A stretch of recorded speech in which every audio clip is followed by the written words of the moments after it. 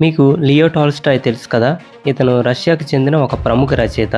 చాలా Nobel awards కూడా వచ్చాయి ఇతనికి. ఈయన ఒకరోజు ఉదయం ఒక వీధిలో అలా నడుచుకుంటూ వెళ్తున్నాడు. కొంత దూరం వెళ్ళాక ఒక బెగ్గర్ కనిపించి చేయి చాపి ఏదైనా సహాయం చేయమని అడుగుతాడు. టాల్స్టాయ్ తన జేబుల్లో వెతికి చూస్తాడు. జేబులన్నీ కూడా ఎంటీగా ఉన్నాయి. ఎందుకంటే అతను జస్ట్ వాకింగ్ కని అలా వెళ్ళటం వలన పర్సు కానీ డబ్బులు కానీ ఏమీ తీసుకెళ్లలేదు. అప్పుడు టాల్స్టాయ్ బిచ్చగాడితో ఇలా అంటున్నాడు, మిత్రమా, నన్ను క్షమించు.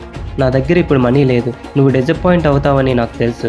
కానీ నేను ఏమీ తీసుకురాకపోవడం వలన నీకు సహాయం చేయలేకపోతున్నాను. నిజంగా నా దగ్గర ఇప్పుడు ఏమీ లేదు. నన్ను క్షమించి మిత్రమా అని అంటాడు. అప్పుడు ఆ బెగ్గర్ చిన్న నవ్వు నవ్వి, ఏం పర్వాలేదు సార్, మీరు నన్ను మిత్రమా అని పిలిచారు. అది నాకు డబ్బు కంటే చాలా విలువైనది. చాలా మంది నాకు డబ్బు సహాయం చేశారు, కానీ ఎవ్వరూ మీలా నన్ను ప్రేమగా పిలవలేదు. నేను మీకు చాలా కృతజ్ఞుని సార్ అని అంటాడు. టాల్స్టాయ్ ఆ బిచ్చగాడి మొహంలో ఏదో ఒక మార్పు గమనించాడు. అతని మనసులో సడన్గా ఏదో చేంజ్. మొహంలో చిరునవ్వు. ఒక్కసారిగా అతని పర్సనాలిటీ మొత్తం మారిపోయింది. ఈ స్టోరీలో మనం నేర్చుకోవాల్సింది ఏంటంటే, ఎవరి మీదనైనా సరే మనం చూపించే ప్రేమ, మనం ఇచ్చే రెస్పెక్ట్ అనేవి సంపద కన్నా చాలా విలువైనవి. ప్రతిసారి డబ్బు మాత్రమే సహాయపడుతుంది అనుకుంటే పొరపాటే.